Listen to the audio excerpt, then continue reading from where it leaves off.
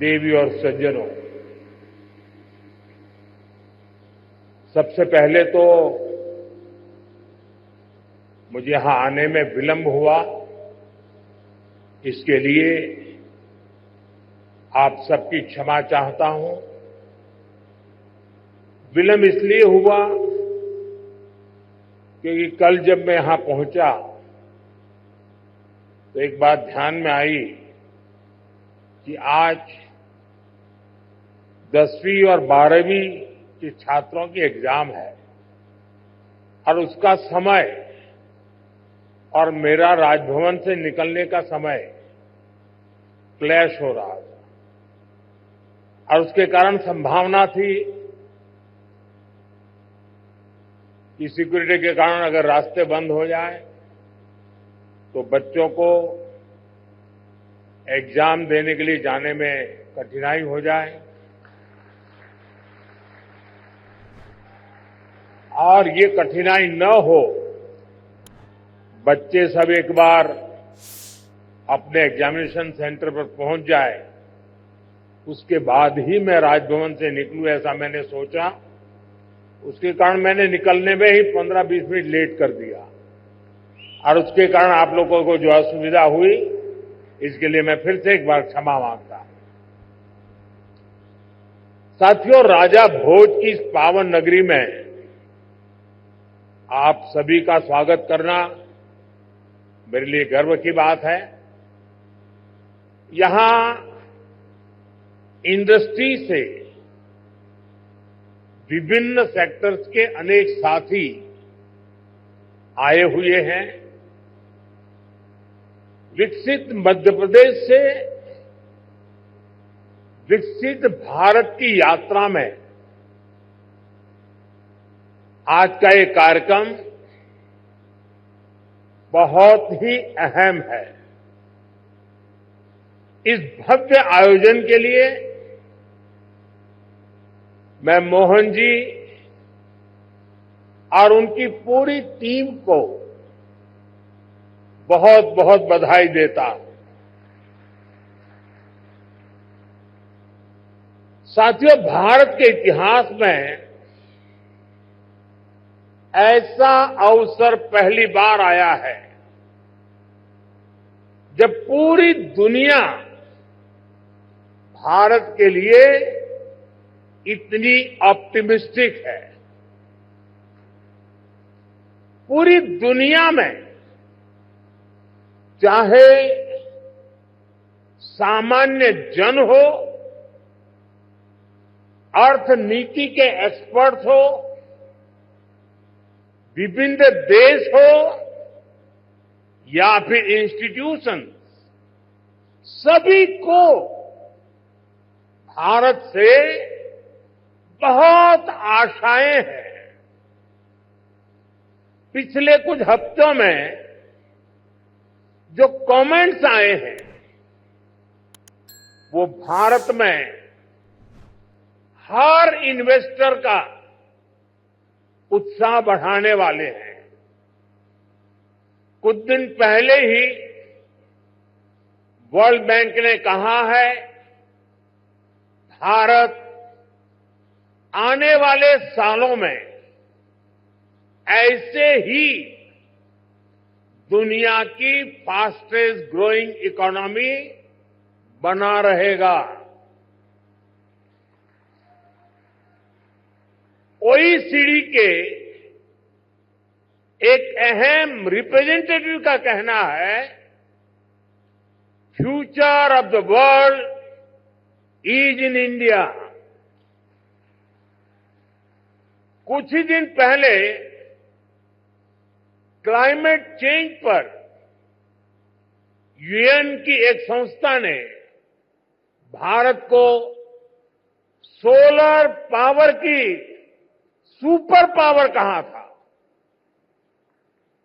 इस संस्था ने ये भी कहा कि जहां कई देश सिर्फ बातें करते हैं, वहीं भारत नतीजे ला करके दिखाता है। हाल ही में एक रिपोर्ट आई है, इसमें बताया गया है कि ग्लोबल एरोस्पेस फर्म्स के लिए कैसे भारत एक बेहतरीन सप्लाई चेन के रूप में उभर रहा है। ग्लोबल सप्लाई चेन चैलेंजेस का जवाब वो भारत में देख रहे हैं।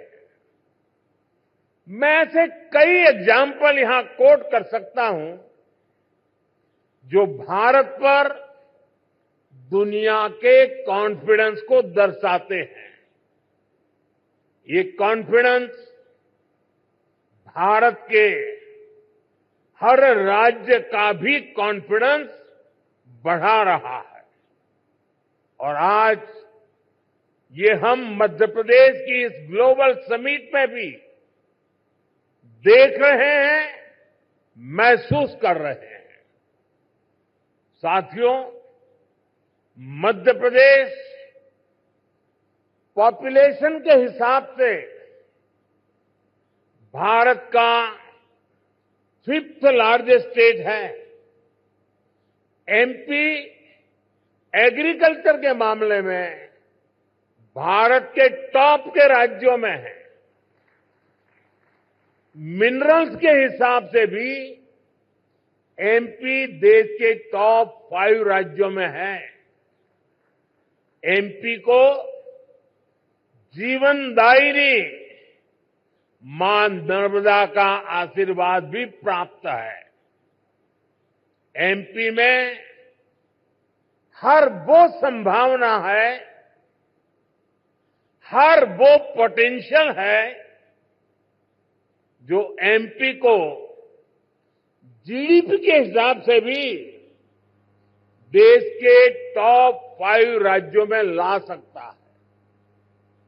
साथियों, बीते 2 दशकों में मध्य प्रदेश ने ट्रांसफॉर्मेशंस का नया दौर देखा है।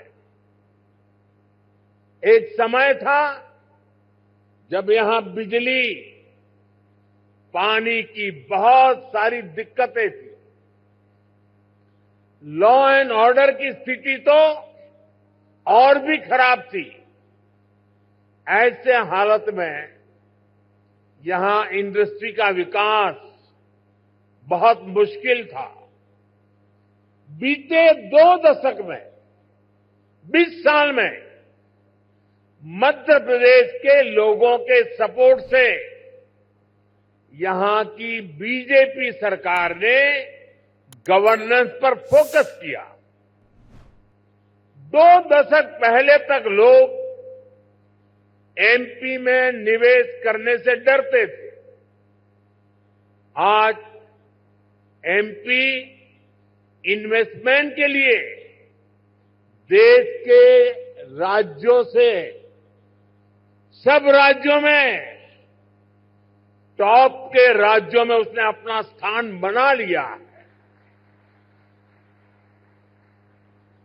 जिस एमपी में कभी खराब सड़कों के कारण बसें तक प्रॉपर नहीं चल पाती थी, वो आज भारत की ईवी रिवॉल्यूशन के लीडिंग स्टेट्स में से एक है।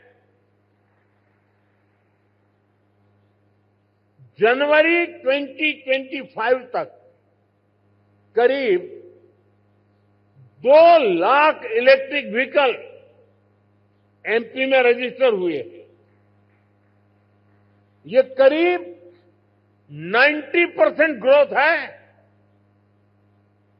ये दिखाता है कि एमपी आज मैन्युफैक्चरिंग के नए सेक्टर्स के लिए भी एक शानदार डेस्टिनेशन बनता जा रहा है। और मैं मोहन जी को बधाई देता हूं, उनकी टीम को बधाई देता हूं कि उन्होंने इस वर्ष को उद्योग और रोजगार वर्ष के रूप में मनाना तय किया है। साथियों, बीते दशक में भारत ने इंफ्रास्ट्रक्चर के बूम का दौर देखा है। मैं कह सकता हूं, इसका बहुत बड़ा फायदा एमपी को मिला है। दिल्ली मुंबई एक्सप्रेसवे जो देश के दो बड़े शहरों को जोड़ रहा है, उसका बड़ा हिस्सा एमपी से ही होकर गुजरता है।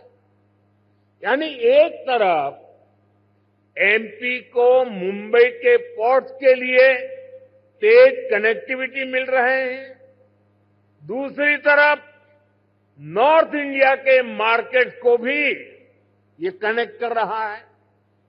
आज मध्य प्रदेश में 5 लाख किलोमीटर से अधिक का रोड नेटवर्क है। एमपी के इंडस्ट्रियल कॉरिडोर्स मॉडर्न एक्सप्रेसवे से जुड़ रहे हैं। यानी एमपी में लॉजिस्टिक्स से जुड़े सेक्टर की तेज ग्रोथ तय है। साथियों, एयर कनेक्टिविटी की बात करें तो यहां ग्वालियर और जबलपुर एयरपोर्ट के टर्मिनल्स को भी एक्सपांड किया गया है। और हम यहीं नहीं रुके हैं। एमपी का जो एक बड़ा रेल नेटवर्क है, उसको भी मॉडर्नाइज किया जा रहा है। एमपी में रेल नेटवर्क का 100% इलेक्ट्रिफिकेशन किया जा चुका है। भोपाल के रानी कमलापति रेलवे स्टेशन की तस्वीरें आज भी सबका मन मोह लेती हैं। इसी तर्ज पर एमपी के 80 रेलवे स्टेशनों को अमृत भारत स्टेशन स्कीम के तहत मॉडर्न बनाया जा रहा है। साथियों, बीता दशक भारत के लिए एनर्जी सेक्टर की अनप्रेसिडेंटेड ग्रोथ का रहा है। खासतौर पर ग्रीन एनर्जी को लेकर भारत ने वो कर दिखाया है जिसकी कल्पना तक मुश्किल थी। बीते 10 वर्षों में करीब $70 बिलियन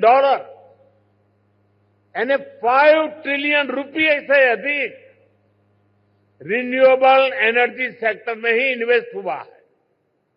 इससे पिछले साल ही क्लीन एनर्जी स्पेस में 10 लाख से अधिक जॉब बनी है। एनर्जी सेक्टर के इस बूम का भी एमपी को बहुत लाभ मिला है। आज एमपी पावर सरप्लस है। यहां करीब 31,000 मेगावाट पावर जनरेशन कैपेसिटी है, जिसमें से 30% क्लीन एनर्जी है। रीवा सोलर पार्क देश के सबसे बड़े पार्क में से एक है।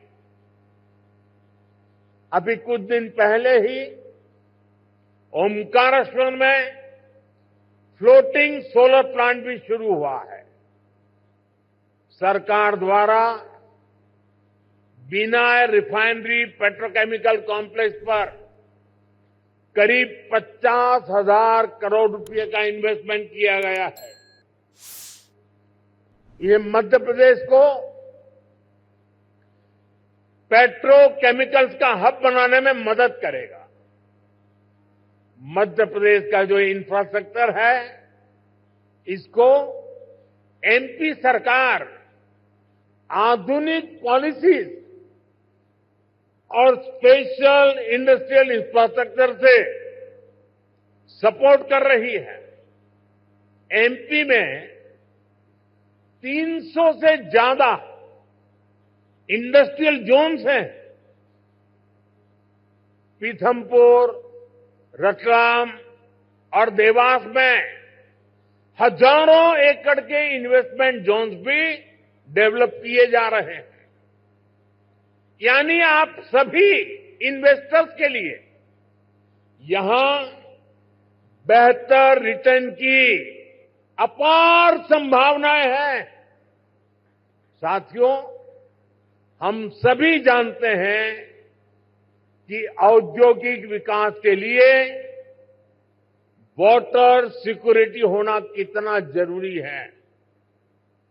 इसके लिए एक तरफ वाटर कंजर्वेशन पर बल दे रहे हैं, दूसरी तरफ हम रिवर इंटरलिंकिंग का मेगा मिशन लेकर भी आगे बढ़ रहे हैं। मध्य प्रदेश की खेती,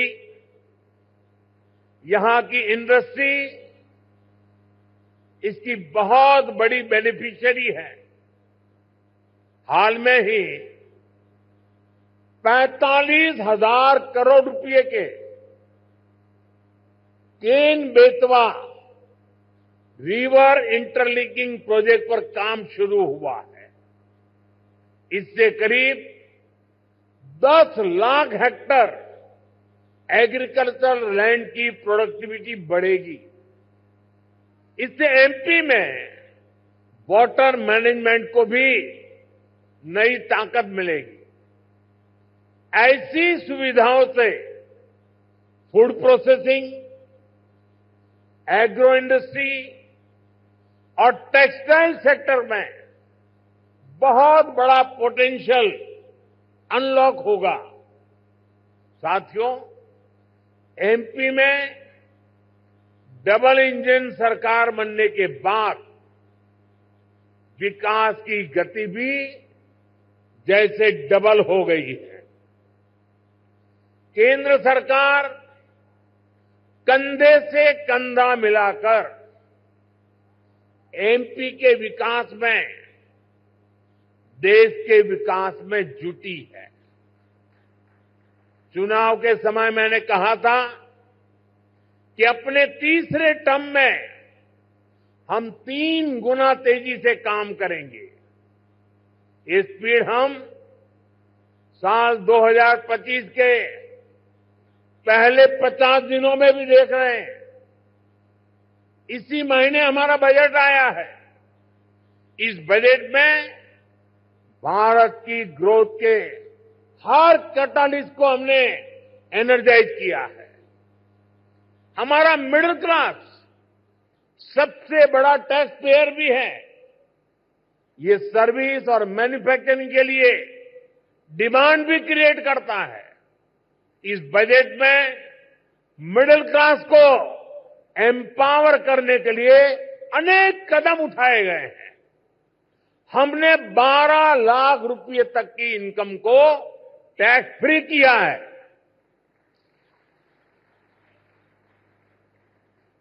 टैक्स स्लैब्स को रिस्ट्रक्चर किया है। बजट के बाद आरबीआई ने भी ब्याज दरें घटाई हैं। साथियों, बजट में लोकल सप्लाई चेन के निर्माण पर बल दिया गया है ताकि मैन्युफैक्चरिंग में हम पूरी तरह से आत्मनिर्भर हो सके। एक समय था जब एमएसएमई के सामर्थ्य को पहले की सरकारों ने सीमित करके रखा था। इसके कारण भारत में लोकल सप्लाई चेन उस लेवल पर विकसित नहीं हो पाई। आज हम प्रायोरिटी के आधार पर MSME led local supply chain का निर्माण कर रहे हैं। इसके लिए एमएसएमई की डेफिनेशन को और सुधारा गया है। एमएसएमईज को क्रेडिट लिंक इंसेंटिव दिए जा रहे हैं। एक्सेस टू क्रेडिट आसान बनाया जा रहा है। वैल्यू एडिशन और एक्सपोर्ट के लिए भी सपोर्ट बढ़ाया जा गया है। साथियों, बीते एक दशक से नेशनल लेवल पर हम एक के बाद एक बड़े रिफॉर्म्स को गति दे रहे हैं। अब स्टेट और लोकल लेवल पर भी रिफॉर्म्स को एनकरेज किया जा रहा है। मैं आपके बीच स्टेट डीरेगुलेशन कमीशन की चर्चा जरूर करना चाहता हूं, जिसके विषय में बजट में बात हुई है। हम राज्यों के साथ निरंतर बातचीत कर रहे हैं। राज्यों के साथ मिलकर बीते वर्षों में हमने 40,000 से ज्यादा कंप्लायंसेस को कम किया है।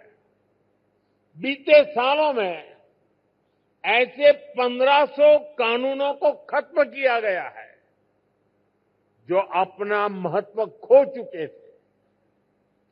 हमारा मकसद यही है कि ऐसे रेगुलेशंस की पहचान हो जो ईज ऑफ डूइंग बिजनेस के रास्ते में रोड़ा है।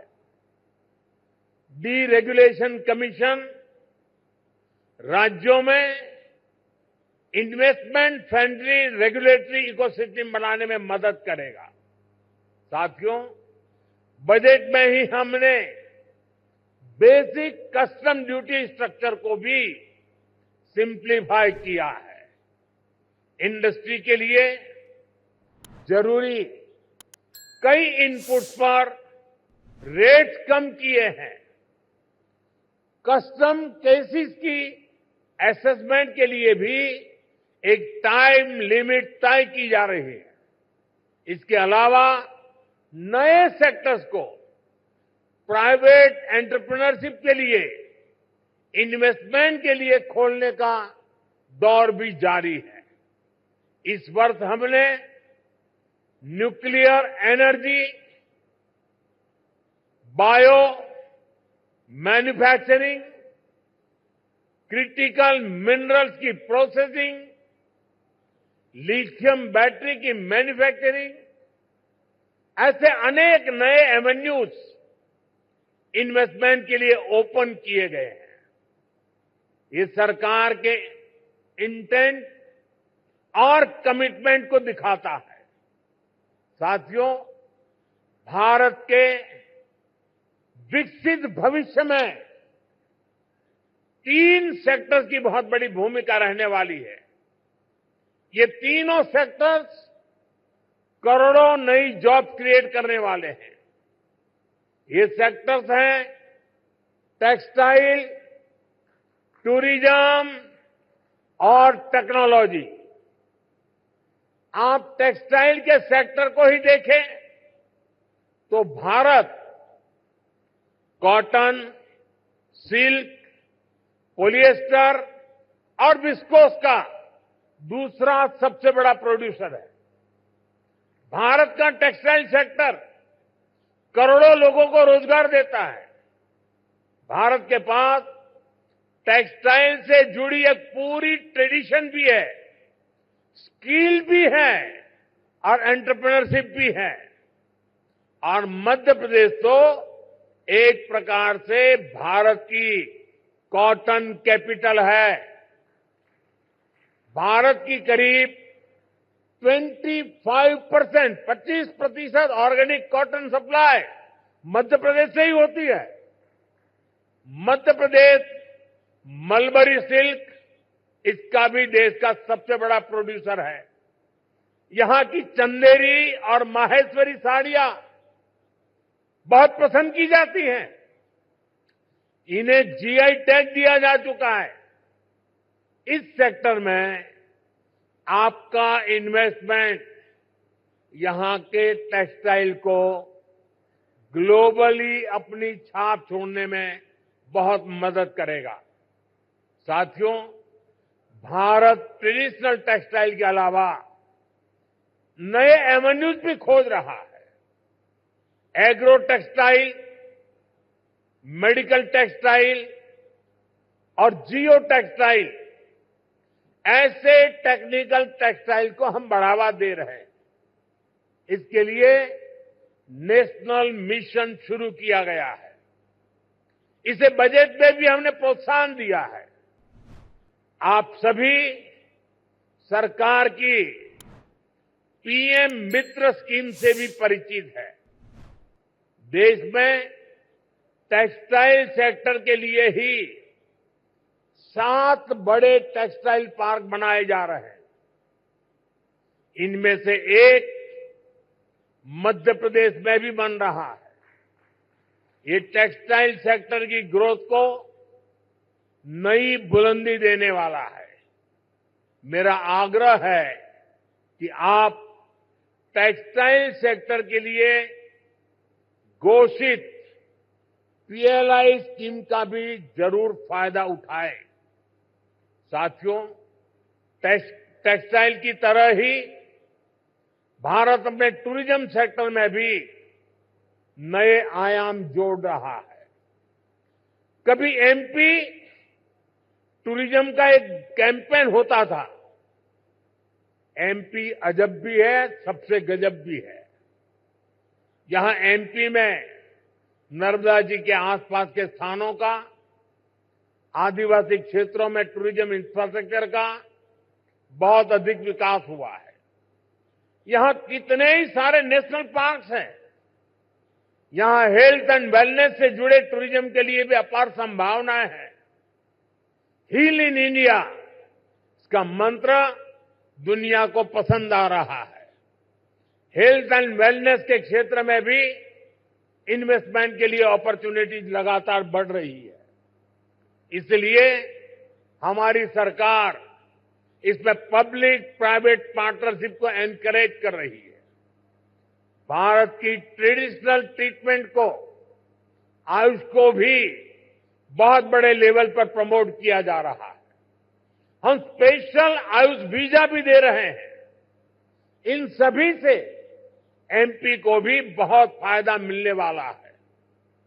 वैसा साथियों, आप यहां आए हैं तो उज्जैन में महाकाल महालोक देखने जरूर जाएं। आपको महाकाल का आशीर्वाद भी मिलेगा और देश टूरिज्म और हॉस्पिटैलिटी सेक्टर को कैसे एक्सपांड कर रहा है, इसका अनुभव भी मिलेगा।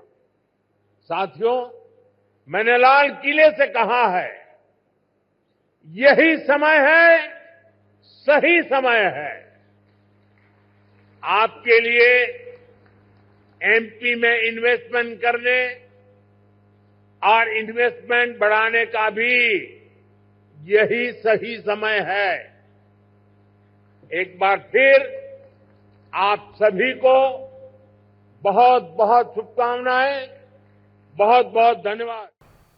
ऐसे ही वीडियोस के लिए लाइक करें, शेयर करें, फॉलो करें। YouTube पर जाकर सब्सक्राइब कर बेल आइकन दबाना ना भूलें और ताजा अपडेट्स के लिए SwadeshLive.com पर जरूर जाएं।